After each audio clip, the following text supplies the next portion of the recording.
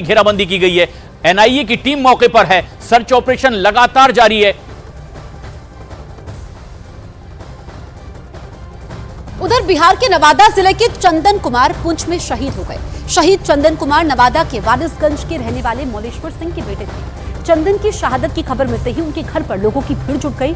इस बीच हर कोई चंदन के सर्वोच्च बलिदान कर याद कर गमगीन हो रहा है। तस्वीरें आप देखिए, 2017 में सेना में भर्ती हुए थे शहीद चंदन कुमार। करीब 2.5 साल से जम्मू के इलाकों में ये तैनात थे और कई जिम्मेदारियों को छोड़कर, कई वादों को तोड़कर ये देश के लिए शहीद हो गए। 1.5 साल पहले चंदन की शादी हुई थी और वादा करके गए थे घर लौटेंगे, लेकिन शहादत हो जाती है। कि बहुत अच्छा लड़का देश को बचाने के चक्कर में शहीद हुआ है और वो शहीद इसलिए हुआ है क्योंकि वो वहाँ पे जाग रहा है, क्योंकि हम यहाँ पे सोए, हम अपनी रात की नींद को चैन से गुजार सके, इसके लिए वो शहीद हुआ है। तो पूरे इस मतलब हमारे गांव में काफ़ी लोग मातम में हैं, काफ़ी दुखी हैं। चंद्रमोहन हमारे सहयोगी हमारे साथ लाइव जुड़ रहे हैं, उनसे हम बातचीत करेंगे क्योंकि जिस तरीके से शहीद हुए हैं, 4 जवान हमारे शहीद हुए हैं जिसमें नवादा जिले के चंदन कुमार भी थे। चंद्रमोहन, आप उनके गांव में मौजूद हैं, कब वो आखिरी बार आए थे, क्या बातचीत घर वालों की उनसे हुई थी? बिल्कुल, देखिए नवादा जिले के नारो मुरार गांव में अभी हम मौजूद हैं और यही उनका घर है चंदन कुमार का। और 2017 में वो सेना में गए थे। उनके पिता, उनके 2 छोटे भाई हमारे साथ मौजूद हैं और साथ ही जो गांव के तमाम लोग यहां पर पहुंचे हैं। जैसे ही यह जानकारी मिली कि अब चंदन कुमार शहीद हो गए, उसके बाद से लगातार उनके पिता के पास लोग पहुँच रहे हैं हाल चाल जानने के लिए और यह जानने के लिए कि कब तक उनका पार्थिव शरीर गाँव तक पहुँचेगा। ये बताइए कि कब आखिरी बात हुई थी आपकी चंदन से और क्या बातें हुई थी?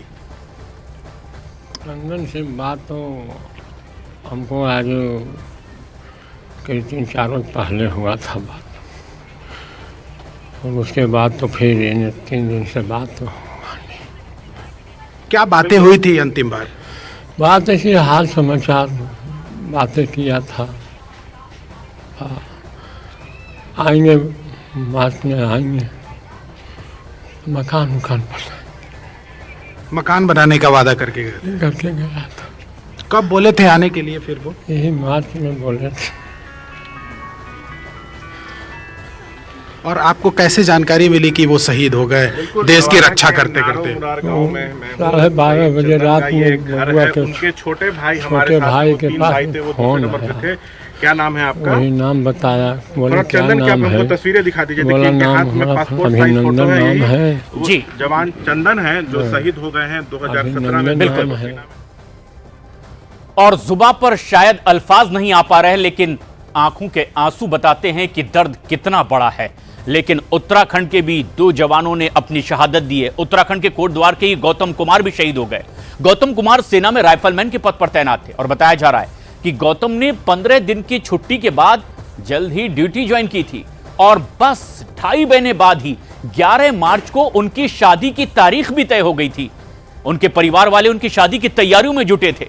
घर में उत्साह का माहौल था, लेकिन इस बीच उनके बलिदान की खबर सीमा से आई। पूरा परिवार इस वक्त सदमे में है।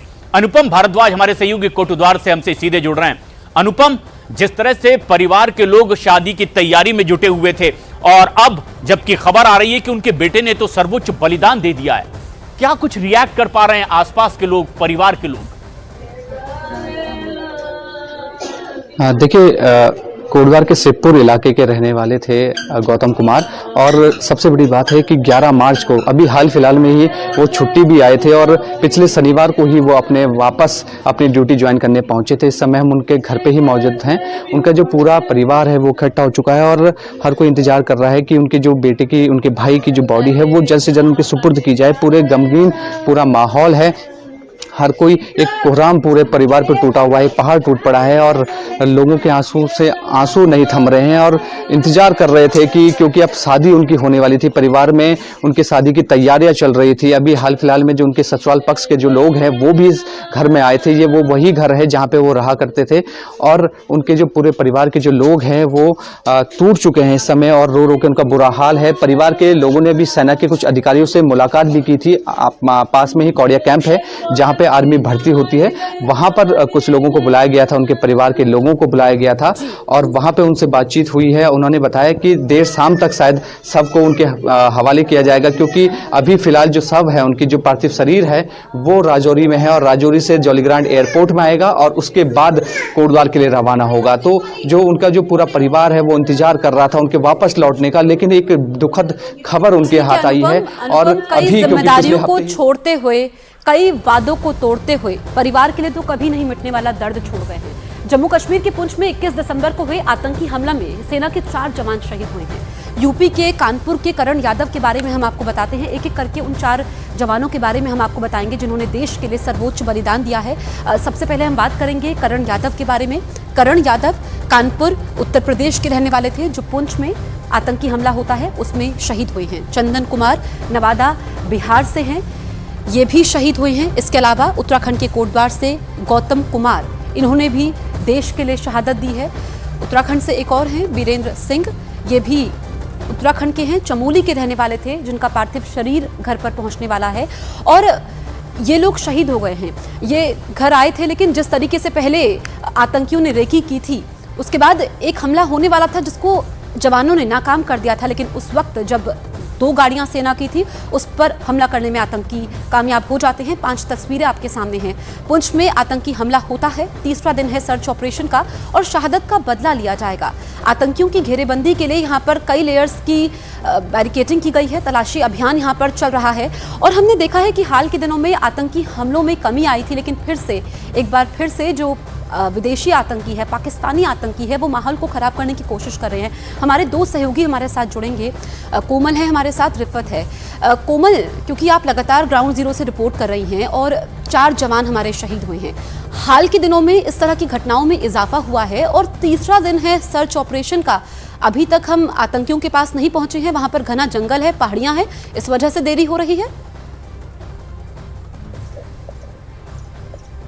बिल्कुल बिल्कुल, हमने जो जंगल अब तस्वीरों में आपको दिखाया कि आप 10 कदम ही सिर्फ जंगल के अंदर जाते हैं तो इनविजिबल हो जाता है हर वो इंसान जो जंगल के अंदर घुसता है। ऐसे में उन आतंकियों को ढूंढना बेहद मुश्किल हो जाता है और सबसे बड़ी बात है कि वो वर्चुअल नंबरों का यूज कर रहे हैं। उससे OGWs उनको लोकेशन बता रहे हैं कि उनको किस लोकेशन पे जाना, किस लोकेशन पे छुपना है। तो ऐसे में जो OGWs है, वो स्थानीय युवा है, उनको मालूम है कि सर्च ऑपरेशन कहाँ चल रही है, सेना कहाँ पे है, वो कौन से इलाके में है। तो चारों तरफ से इलाका घेरा है, जंगल वाला इलाका है, लेकिन ऐसे में उनको कहाँ पे घुसना है। बकरवाल लोगों के मिट्टी के कच्चे घर हैं जो सर्दियों में ज्यादातर जम्मू निकल जाते हैं, तो उनके यहाँ पहाड़ी इलाकों में ठंड या बर्फ होने के बाद वो कच्चे घर खाली हो जाते हैं, तो वो कच्चे घरों का भी सहारा लेते हैं। वो बकरवालों के घर में भी घुस जाते हैं, वहां पर भी पनाह लेते हैं। अक्सर हमने देखा है कि सर्दी के माहौल में जब घुसपैठ होती है तो आतंकी हाइड आउट में नहीं, आतंकी पहाड़ों में अपना घर नहीं बनाते, आतंकी जंगलों में नहीं छुपते हैं, वो उन गुज्जर बकर वालों के घर में घुस जाते हैं जो कच्चे मकान होते हैं, जो खाली होते हैं। चूल्हा बर्तन राशन वहां सब उनको मिल जाएगा, OGW उनकी मदद करेंगे, वो वहां पे रहते हैं। तो ऐसी भी आशंका जताई जा रही है कि हो सकता है वो वहां पर हो, लेकिन हमारे सेना के जवान अगर उन घरों तक पहुंचते हैं तो उनके ऑटोमेटिक हथियार या ग्रेनेड से वो सेना पर हमला कर सकते हैं और नुकसान ना हो, इसके लिए बहुत सोच समझ के संजीदा तरीके से सर्च चल रही है। हथियारों के साथ हमारे जवान भी सर्च कर रहे हैं, लेकिन जो वर्चुअल नंबर जो उनका बार बार वो बदल रहे हैं, लोकेशन अपनी जो वो बदल रहे हैं, तो वो लोकेशन ना बदले, इसके लिए सबसे बड़ा इनिशिएटिव जो सरकार ने लिया, आज रात 12 बजे से ही इंटरनेट बंद हो गया। ठीक है, अभी भी आपको रोकूंगी, समय की कमी है। रिफत के पास भी हम जाते हैं। रिफत, आप अहम जानकारी दे रहे थे कि कई सारे और आतंकी है जो लॉन्चिंग पैड से यहाँ पर आने के लिए तैयार हैं, तो ये बड़ी चिंता की बात भी है क्योंकि हाल के दिनों में फिर से इस तरह की घटनाएं बढ़ने लगी हैं।